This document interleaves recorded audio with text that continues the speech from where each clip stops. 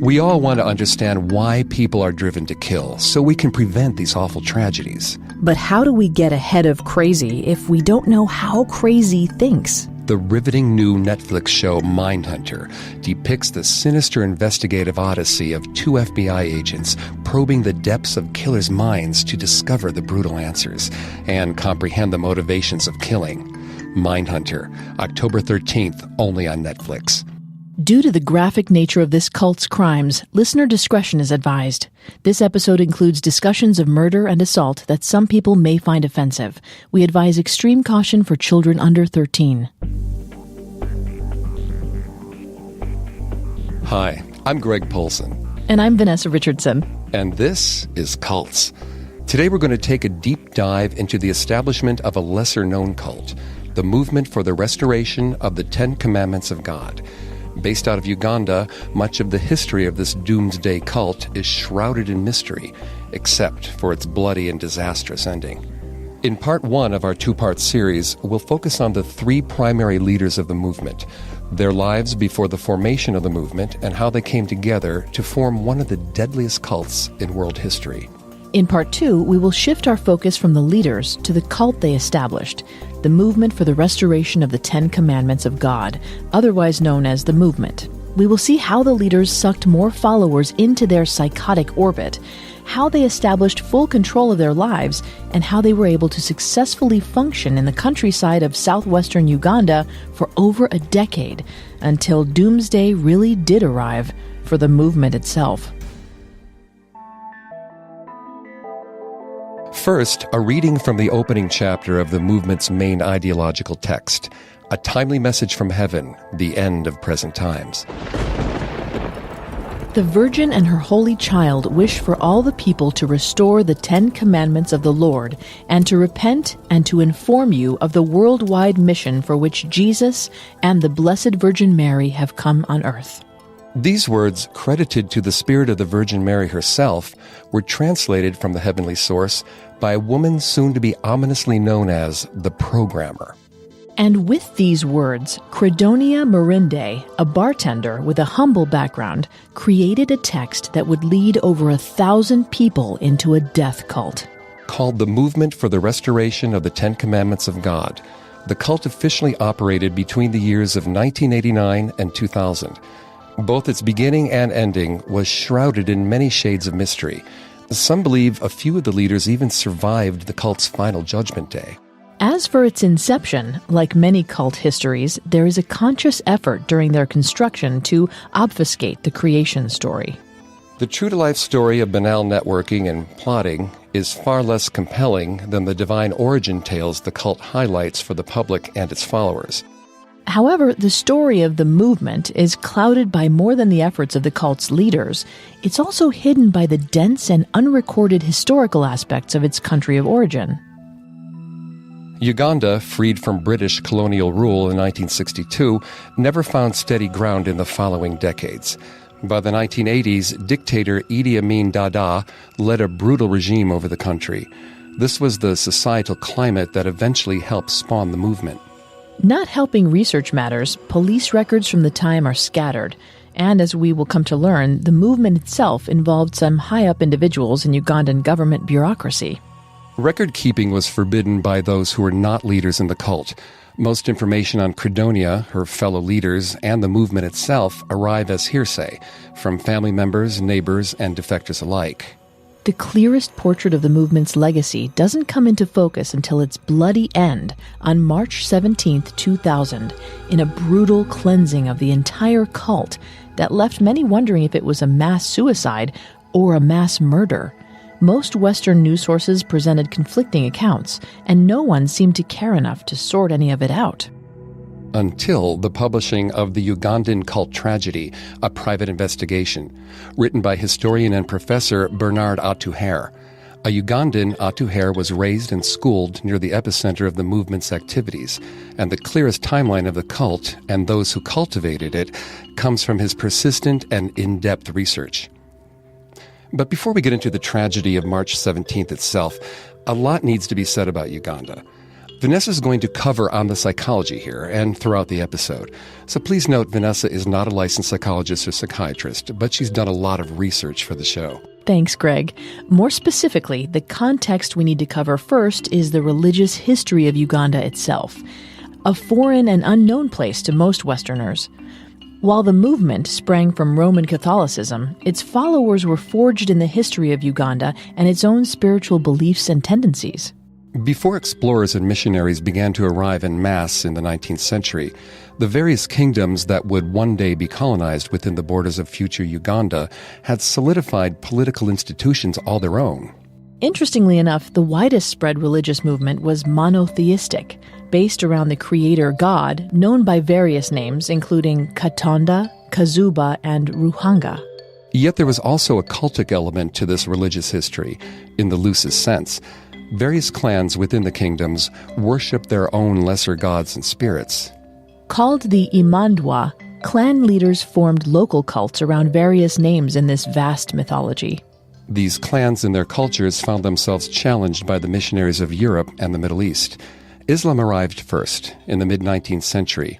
By 1877, Anglican missionaries found their way to the area. Finally, in 1879, the Roman Catholics arrived. Although the system of Ruhanga and the Imandwa was not so different than the god of Catholicism and the large swath of saints and angels, the missionaries spat upon the local tradition as pantheistic heresy. As colonialism gained a firm grip across Africa, the religious missions became the center points of cultural power. As Atu Hare writes in his history, everything African was suppressed, and a foreign body was inserted into a different context. Everything African was considered inferior to anything imported. While the religious substructures were not so different, the Catholics made sure the native inhabitants learned who was in charge now through their insistence of religious superiority. This was just one of the many facets of African cultural devaluation, and just one of the many long-lasting scars of immoral colonialism. But it's the most important place to begin when telling the story of the movement for the restoration of the Ten Commandments. There's one clear sign of Catholicism's hold on the citizens of 20th century Uganda. The Virgin Mary had apparently decided it was a worthwhile place to visit. Within the Catholic religion, there is a phenomenon known as the Marian apparition. Such rare moments are when the Blessed Virgin Mother's spirit appears on our earthly plane, usually to only one or two seers. The first official apparition arrived in 40 AD when St. James the Apostle spotted Mary in Saragossa, Spain. This is one of many such sightings canonized by the Pope in Rome and given an official designation, Our Lady of the Pillar. Throughout history, there have been 15 sightings canonized by the Vatican, from Our Lady of Guadalupe in 1531 to Our Lady of Fatima in 1917. These sightings were able to help the Catholic mission achieve global reach. Areas ranging from Mexico to France were made to feel blessed by these confirmed sightings. When awarded with the Pope's recognition, locals' faith and devotion to Roman Catholicism grew. To gain such an official validation was difficult to achieve, but if modern times have taught us anything, sometimes the validation doesn't matter much at all. As the 20th century dragged onward, more and more such sightings cropped up around the globe. The following Philippine sighting was never recognized by the Church. A huge crowd turned out in a northern Philippine town Saturday to see an apparition of the Virgin Mary. They were drawn to the town of Agoo by reports that a 12-year-old boy had been seeing the Virgin every first Saturday in the month since 1989. There was one shot down from Urban, New Jersey.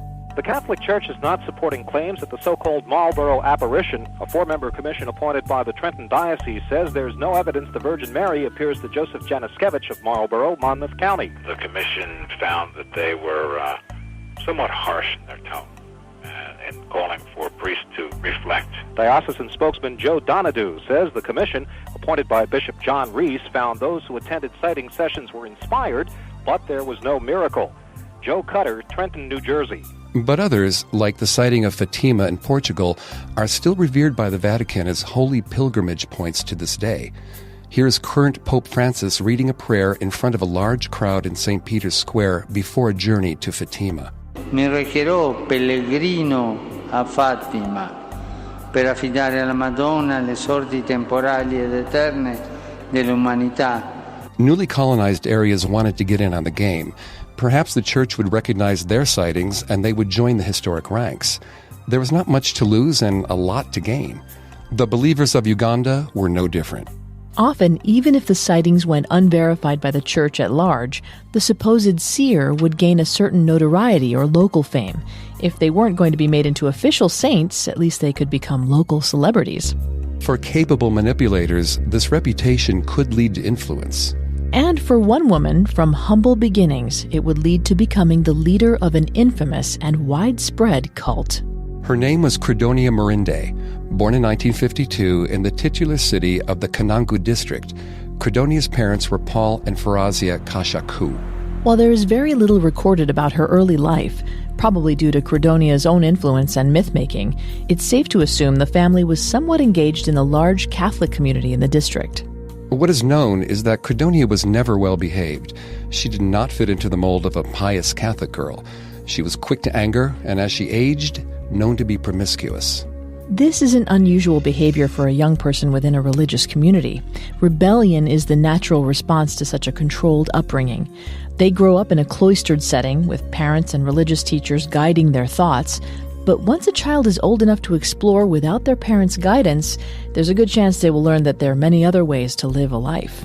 The more Credonia strayed, the more her parents urged her back into the church. Religion, as the missionaries promised, had arrived in Uganda to save their souls. It was the answer. If religion did not prove a young person with the proper answers, they might be written off as a lost cause. Credonia was well on her way to being labeled as such. In her early 20s, Credonia hit her first stumbling block when she fell in love with a local health officer. A man who could offer her a future free from the overbearing control of religion. But the official jilted her, or at least from Credonia's perspective, she was rejected. In response, Credonia did not turn to prayer. No, instead she broke into the man's house and set his belongings on fire. Credonia was shipped off to a mental ward, but they were unable to accurately diagnose her in any meaningful way. After some months passed, they labeled Credonia as mentally disturbed and sent her packing. Such a response probably didn't help Credonia establish a direction in life. It's no wonder Credonia never again turned to psychology for help in sorting out her inner demons. It seemed to be a sham in her eyes. From the evidence of her early life, what do you think was really going on in her head, Vanessa? Again, it's very important to reiterate that there is next to no evidence of Credonia's life before she founded the movement. We have to carefully draw very thin and tenuous lines between the recorded actions we do know. Having said that, it's clear that mentally disturbed is far from useful. While the term borderline personality disorder is still vague and even questioned by many modern psychologists as anything more than an umbrella term for more difficult-to-diagnose disorders, the general profile seems to fit Credonia. What aspects of the diagnosis fit with Credonia's personality? A borderline personality is characterized by very unstable emotions. That, in turn, leads to impulsive or dangerous behavior patterns. There can be intense periods of anger that spiral into anxiety or depression. This begins a caustic cycle, with behavior and emotion feeding off of each other. Credonia's behavior also exhibits signs of sociopathy. Her actions speak to a self-centered focus, one prone to making dramatic and violent decisions. Many sociopaths exhibit narcissism, meaning they crave attention and put their own well-being over anyone else in their lives. If slighted, sociopaths may take it as an earth-shattering event and respond in kind. Whatever the case might have been, it's also a tragic one, in a sense. There was no way Credonia could have ever been properly diagnosed at the time, likely not even in a place like the United States. After being shuttled through a failed attempt at a pure Catholic upbringing and a failed trip to the mental hospital, many around Credonia looked down on her. So you think she began seeking meaning elsewhere? Well, no, I don't think she even knew there was anywhere else to turn. Instead, I think Credonia decided to create her own meaning and to take control of her own fate using the skills she knew she had in spades. A natural charisma and the ability to tempt others to join her on darker or riskier pursuits. It would certainly explain the next big move in her life. As I mentioned earlier, in the 1980s, Uganda had fallen under the control of the brutal dictator Idi Amin Dada. Over the course of the next decade, the economy and infrastructure of the nation would enter a tailspin. Credonia needed safe harbor, and she found a temporary refuge by marrying Eric Mazima, another Kanungu local. She convinced him to evict his second wife from her home and invest the money in her. Also, she could open a bar in Kanungu that she would run. Interestingly enough, one fact that pops up in multiple accounts of Credonia's early life is her skill as a brewer of banana beer. If only she stuck to such innocent money-making schemes. Instead, her violent streak continued to grow. An unverifiable story can be found in the account of one family friend who wrote a letter to someone else in Credonia's family. Sometime during the 1980s, this family friend believed that Credonia committed her first murder. The details are few, but frightening in their specificity. One night, Credonia lured a weary traveler who stopped into her bar upstairs. In the morning, the regular crew stopped by for an early morning drink of Credonia's famed banana beer. And found her scrubbing what seemed to be blood from the concrete floor. Credonia appeared unfazed by their presence and asked what the drunkards of the early hours might like from her menu. This is another clear sign pointing to a sociopathic streak within Credonia, if not a full-fledged psychopathy. Credonia would be caught in risky situations like this, and her response would be a smile or a joke. It's almost playful, a defense mechanism against feeling like a broken, useless object in God's kingdom. Well, maybe that's why she decided to use that charm to infiltrate God's kingdom. While this date comes from Credonia's later writings and should be taken with a huge grain of salt, she supposedly encountered her first Marian apparition in March of 1981. Credonia said the Virgin Spirit told her to repent for her sins and return to the flock she had abandoned. Whether or not Credonia believed the sighting actually occurred, it was during the next decade, as Idi Amin's unstable dictatorship fell to pieces and the country slid into civil war, that she decided she was worthy of sainthood.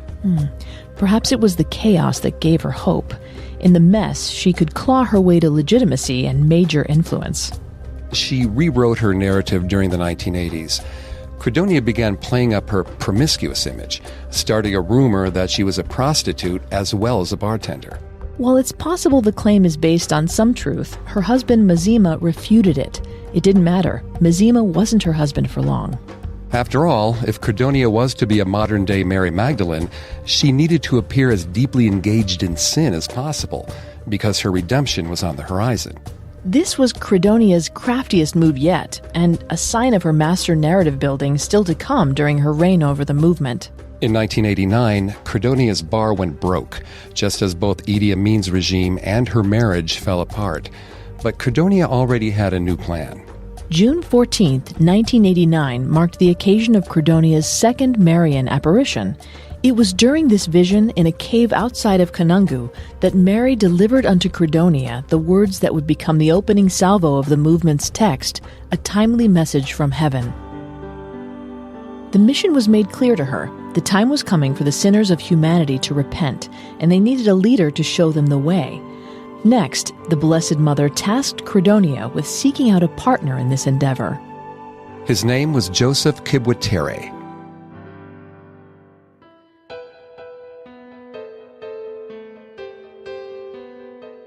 This is such a fascinating story. I love finding the unusual, unknown stories hidden in history. In fact, I host a whole other podcast about this called Historical Figures that I'm going to take a quick minute to discuss. Every week on Historical Figures, my co-host Carter and I dig up what you don't know about the icons you do know. And it's such a fun show. It's also produced by Parcast, so you can count on an entertainment, information, and top-quality production value. Right. Some of Parcast's most loyal fans may recall me doing a history show. That's because Historical Figures is a reboot of the podcast Remarkable Lives, Tragic Deaths, which was named one of Apple Podcast's best debuts of 2016. Not too shabby. On Historical Figures, Carter and I cover their major accomplishments and significance, but we also show you the real humanity behind mythologized figures.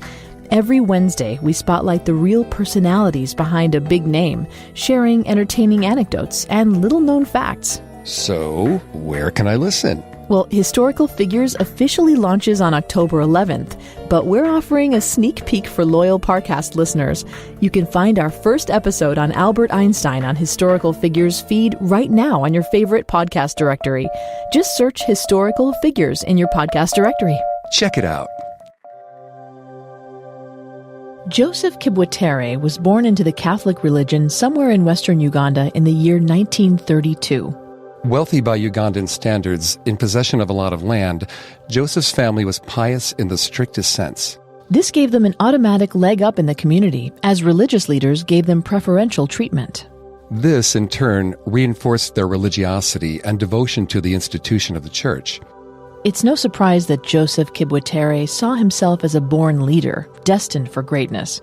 Above the poorer class from the start, he envisioned a grand future, leading them into the truth and prosperity the church assured people like him. Not much more is known about his formative years. History picks up with Kibwetere again in 1960, when he married a woman named Teresa. With a respectable and devoted wife by his side, Kibwetere decided it was now time to chart his path to the top. He worked as an assistant supervisor to his area's Catholic school system. Even in the beginning of his career, he was obsessed with the prestige of administration. As his stature grew, so did his inheritance. His family acquired large swaths of land. This was the perfect image booster for him at the time and led to higher respect from those around him. Soon, he worked his way up to be the overseer for the district government's agricultural and construction projects. In Kibwetere's mind, he had paid his dues now, public service and religious service. The accolades were clear, and it was time to cash in. So Kibwetere threw his hat into the political ring in 1980 and lost the nomination flat out. Turns out all that he'd worked for just wasn't enough. Politics wasn't a science, it was a raffle, and he wasn't lucky enough this time. This seems like a big turning point, especially for Kibwetere's psychological outlook on the world. It must have been. Many who are born with a silver spoon in their mouth don't take kindly to rejection. It makes them both inwardly insecure and outwardly resentful. Kibwetere did in fact stage a hasty retreat, back to the land his family owned in Ruwashamere. Now the lord of several large properties, hundreds of cattle, and a prosperous mill, he could cover up for his failure to enter a true position of government power. A frustrated politician never really changes, though. They just look for the next group of people they can lead. For the time, his family and employees did the trick. And I imagine that didn't last long. No, it did not. Much like Credonia, Kibwetere decided that if power wouldn't come to him one way, he would retreat to the original source of power in his life, religion. He funded the construction of a new Catholic school called Nyakazinga Secondary. Built on his own land, it was something Kibwetere could completely own and totally control. Kibwetere taught at his own school, both headmaster and professor of religion. Like his own upbringing, the doctrine was strict. This would satisfy all the conditions for Kibwetere's drive in life. It wasn't a large-scale congregation, but it made him the most well-respected man in the community. It was also a direct line of access to young minds. No beating around the bush. Kibwetere lived to influence people, and there is no easier target than children. Orthodox religious schools offer a particular opportunity to teachers to not only teach, but truly mold. They can dig down into the most primal fears and hopes of these young people, appealing to them through stories of mythic redemption and dark sin. They can tell these young people that the world is a battle between good and evil, and if they want to be on the side of the good, they better figure out that they stand with the church. It's almost a self-reinforcing institution at this scale. The church gives Kibwetere the influence and funds to build the school. In turn, his school supplies the church with new eager congregants who will eventually become either lifetime members and donors or even friars, nuns, and priests. While running this school, a greater change came over Kibwetere's psychology. He became more of a proselytizer. He became more invested in the power of religion to control and influence. He was a man seeking power, and religion gave him that power. The strategy Credonia saw working in the religion she grew up around was exemplified in Kibwetere's life. Like most intelligent people with a desire for power, Kibwetere came to see myth-making as a key tool. The more respect he garnered, the more his image sparkled in the public eye, the greater his ego grew. Just as his school fed the church and the church fed the school, Kibwetere's certainty of purpose was continually reinforced by the feedback of his community. Essentially, he bought into his own hype, big time. But it's the specificity that truly brought Kibwetere and Credonia onto the same path. Empowered by religion, either in a euphoric illusion or calculated delusion, Kibwetere had a Marian sighting of his own on April 25th of 1984. Of course, he didn't have quite the same ambition as Credonia. She used her apparitions to gain local notoriety and eventually gain access to Kibwetere, a fellow fanatic. Kibwetere already had power, and people already believed in him. Even during the movement, Kibwetere's visions were never given the detailed descriptions that characterize Credonia's visions. So what might have motivated the sighting? Well, one thing to read into this is that Kibwetere loved the idea of the Marian apparition. It seems like something out of Marketing 101. If one is to run a Catholic school, a blessing from the Virgin Mary is a strong stamp of approval. Kibwetere didn't need much proof to convince his locals of the Marian apparition's veracity. What he claimed was as good as gold in their eyes, and his own psychological need for belief had been imparted virally onto them. If the Virgin Mary blessed Kibwetere, she had vicariously blessed them all. It was just as Kibwetere had always claimed. They were a chosen people, just like any Israelite of the past. He appealed to their need for recognition within the greater structure of Roman Catholicism. While the Pope and his subordinates at the Vatican surely looked at the African colonies as little more than an expansion policy, those on the ground had successfully taken in the religion and its messages. Christianity had inhabited them, and now it would set them free. Kibwetere was moving up in life. Like Credonia in her bar, he was a master brewer in some ways. He had concocted a community that bubbled and swirled entirely around him. Yet in the end, he was still a big fish in a small backwater pond. It wasn't the prestigious life he had pictured for himself since childhood. While he received respect, there must have always been something nibbling at the back of his mind.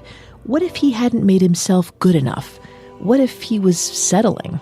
In 1989, like another vision from on high, an answer came to him in the form of Credonia Mwerinde. She came with 2 women, cousins or sisters from her own family. They backed up Credonia's claim. The Virgin Mary had told them to seek out Kibwetere. This, in turn, inspired him, or at least gave a direct steroid injection to his ego. If Kibwetere hadn't quite believed himself before, all that changed now. There was no doubting the fact that the Blessed Mother had chosen him for a reason. Before him stood a woman claiming to need his help in a divine mission. Credonia held all the power in this situation. Kibwetere was a respected and wealthy community leader, and yet he was brought to his knees before a failed bartender and allegedly redeemed prostitute. This might seem strange at first thought, but it makes perfect sense.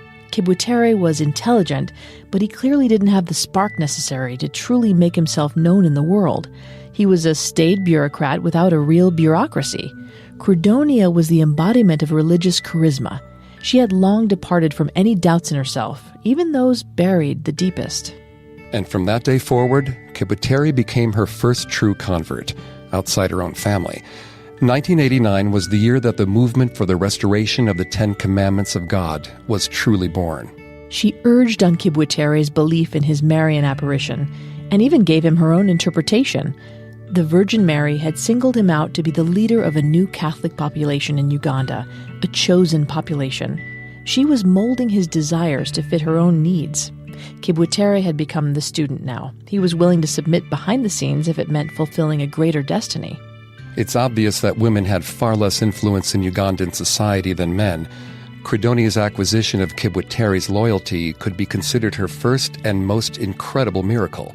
She had made a man who believed himself a high authority to submit to her as a highest authority. But it was all for a purpose. Like the Blessed Mary supposedly told her, the movement would not come to be without Joseph Kibwetere. Credonia did not have the means nor the network to kickstart a following all her own. She needed a host body. Not only did she convince Kibwetere to put himself up on the altar as that host, but she made him believe it was his idea in the first place, his destiny finally coming true. An account from Kibwetere's son Rugambwe explains it as such. The next thing we knew, she was in our house, and they had decided to start their cult here. Soon, she was beating us all. My father was in awe of her and would do anything she said. And what did Credonia say? She told Kibuteri that their movement would be built the same way Christ constructed his own. Property would be relinquished. Wealth would be sacrificed for the mission. Kibuteri began selling his excess properties off, a necessary exchange. He finally realized, working through his own warped internal logic, that true power didn't need a link through physical property because true power was spiritual. He also sold his mill's equipment and pulled his children out of school, the school he had built. Strict homeschooling under Credonia's watch would be the new order of business from here on out. The foundation was laid. Credonia would be the programmer, the one who instituted the rules and set the course of the movement. Kibuteri would be the figurehead, eventually bestowed with the title of bishop. But if they were to define themselves as a legitimate Catholic enterprise, they needed some Catholic firepower. They needed clergy. Later accounts from the movement's holy text state that Kibuteri was led north by the Virgin, telling him to seek out a religious devotee known as Scholastica Camagara. In truth, Scholastica was just someone Kibuteri's wife Teresa already knew. She was a vocal figure in the diocese in central Barara district. Although not an administrator within the church herself, she had family connections, and there was one man in particular who seemed ripe for the movement's picking. Another man scorned by his own ambition. The man who would complete the movement's construction and send them hurtling toward their collectively imagined doomsday revelation. As we've come to learn, status was important in Uganda, especially within the religious realm. With an inept and corrupt government surrounding them, the Catholic institution provided some semblance of authority, and the priests in charge knew this. As Professor Atu Hare writes in his profile of the Ugandan cult tragedy, quote, "Religious teaching as a product of missionary work has always portrayed priesthood in a mystified fashion, to the extent that the claimed infallibility of the Pope is generally believed to be shared by the clan of priests working for the Catholic mission." With the credibility of the institution behind them, priests enforced this hierarchy over the years, establishing themselves as arbiters of society, capable of dealing out punishments and blessings in equal measure. Respect was their currency. Which is why the soft-spoken friar Dominic Katari Ba'abo stood out so much. He wasn't one who wielded his respect with a heavy hand. Genial and articulate, Dominic seemed to fit much better into the gentle priest archetype, a humble follower of God. Dominic was rector of the Kitabi Seminary in the Bushenyi district of western Uganda, directly west of the central Mbarara district from the late 1970s to the early 1980s. A part of the Rugazi parish under the greater Mbarara diocese, Dominic was well positioned in the hierarchy for strong upward mobility. A surrogate father for many of his students, Dominic was a refuge in a storm. He won his followers through compassion instead of strict discipline. The best example of this emerges through his relationship with pupil Joseph Kasapura Ari. Dominic saw something in the quiet young man that reminded the friar of himself. Every year within the seminary, there were elections for pupil leadership roles. Kasapura Ari sought such a role, but he didn't have the personality to carry the vote. Despite this, as Dominic announced the various winners, he took a dramatic beat before finishing, and in a surprised voice told the seminary that Kasapura Ari had indeed won a role in the student government. Rigging the election was nice, but was it deliberate kindness or a tool to earn loyal devotion? It's difficult to ascertain. Religion was so entwined in these men's lives that the difference between an act of generosity and an ambition play are hard to distinguish. That's the trouble of investing religious institutions with such societal power. Well, whatever the case was, Dominic's actions earned Kasapura Ari's eternal gratitude. With such followers at his back, Dominic knew he would appear as a true holy man amongst the Rugazi parish. This pleased him, because underneath the gentle exterior, Dominic shared a similar condition with Joseph Kibuteri and Credonia, a lust for something more in his life.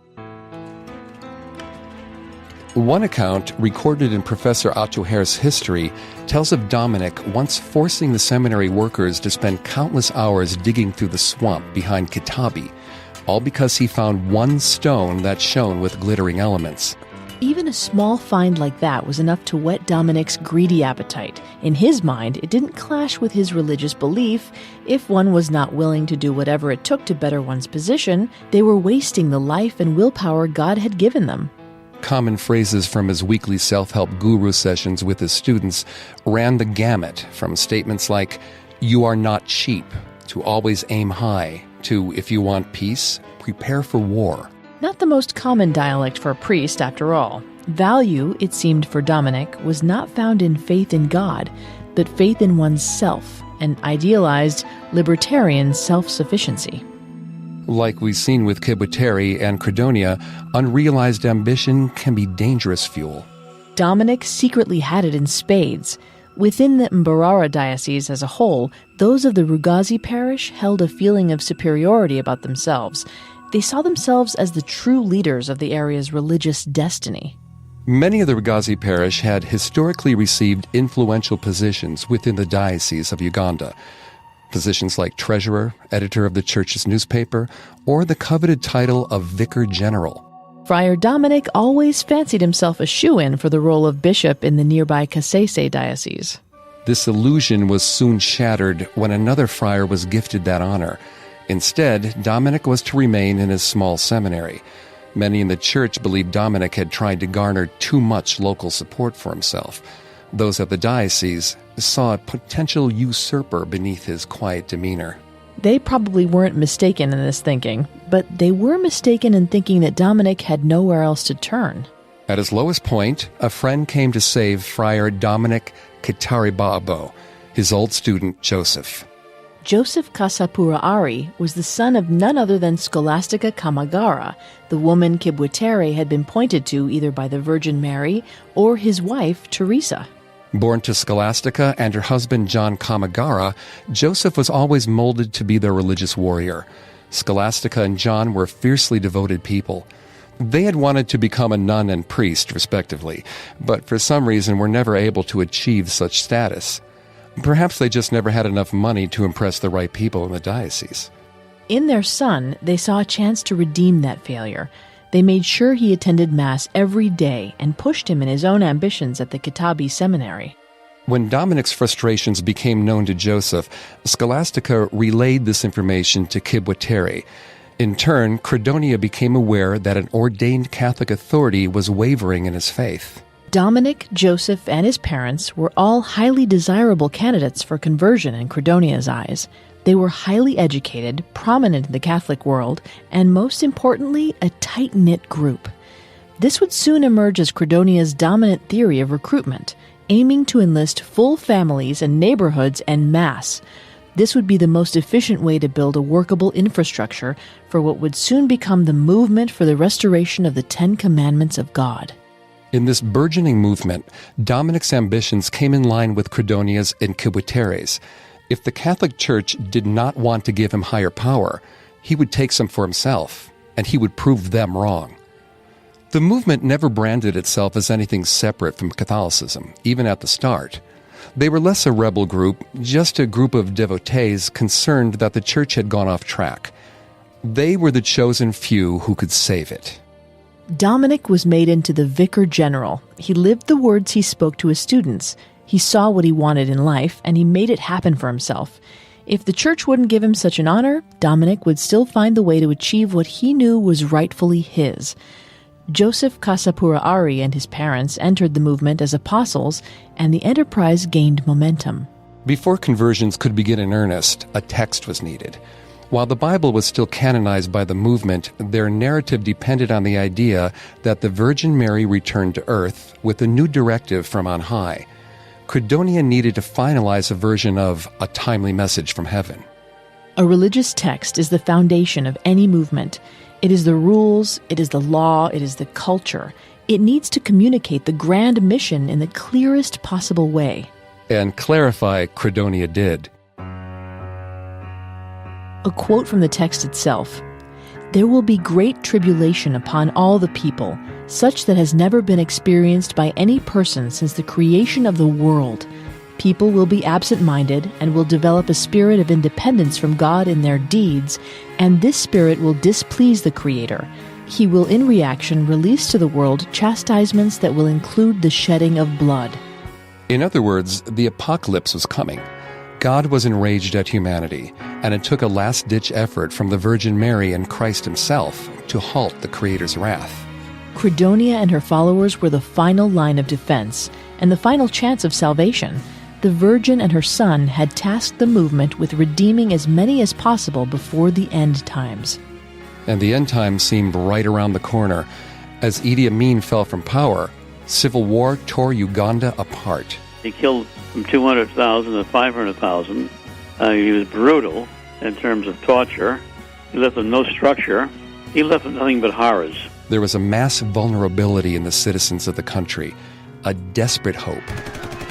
Time was ticking down. On top of the war consuming their country, the new millennium was a decade away. The irrational fear and paranoia surrounding the date across the world was amplified in Uganda. And the movement for the restoration of the Ten Commandments of God would provide what the Catholic Church could not, an ark, a vessel to heaven. Unfortunately for the passengers, it was actually taking them closer to a grisly end.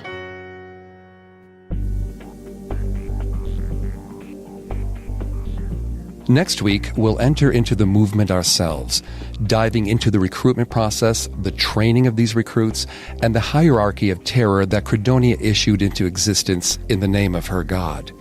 We will dissect the psychologies of those who followed the movement, those who fled from it, and those who ultimately lost their lives because of it. By the turn of the millennium, over 980 members would be dead. Thanks again for tuning in to Cults. If you want to listen to any previous episodes of Cults, you can find them on Apple Podcasts, TuneIn, Google Play, SoundCloud, Stitcher, and Spotify, or on our website, parcast.com, spelled Parcast.com. If you like what you hear, please leave a 5-star review or tell us what you think on social media. We're on Facebook and Instagram as @Parcast and Twitter @Parcast Network. It seems simple, but it really helps our show. Join us next Tuesday as we continue to investigate the tragic creation and destruction of the movement for the restoration of the Ten Commandments. Cults was created by Max Cutler and is a production of Cutler Media and is part of the Parcast Network. It is produced by Max and Ron Cutler, sound design by Ron Shapiro, production assistance by Maggie Admire, Joel Stein, Carly Madden, and Jeanette Manning. Cults is written by Jack Bentel and stars Greg Polson and Vanessa Richardson. Wondering what to listen to next? Check out my other podcast, Historical Figures. Every Wednesday, my co-host Carter and I dig up what you don't know about the icons you do know. We cover their unique personality, entertaining anecdotes, and little-known facts, showing you the real humanity behind mythologized figures. And it's also a Parcast podcast, so you can find Historical Figures anywhere you listen to Cults. Historical Figures officially launches October 11th, but we're offering loyal listeners a sneak peek. Head on over to the Historical Figures feed now by searching Historical Figures to listen to our episode on Albert Einstein.